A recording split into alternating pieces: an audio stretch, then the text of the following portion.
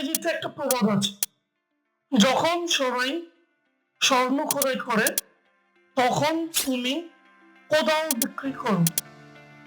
এই কথাটার কনক্লুশন বের করতে গেলে আমরা এটা বুঝতে পারি যে তুমি ট্রেন্ডের পিছনে দৌড়াইও, যেটা এখন ট্রেন্ড সেটার পিছনে দৌড়াইও না।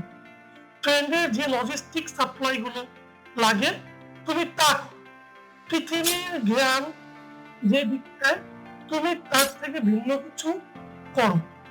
যেমন আজকে যে নতুন ফেসবুক, আপনি যদি এখন এসে ফেসবুক তৈরি করেন আপনার এই জিনিসটা কেউ নিবে না, কিন্তু আপনি ফেসবুকে বিভিন্ন লজিস্টিক ইউজ করতে যা যা লাগে তা বিক্রি করতে পারেন। লাইক ফেসবুক ইউজ করতে ডাটা লাগে, এই ডাটা সেন্টার যে তৈরি করেছে সে আজকে ধনবান।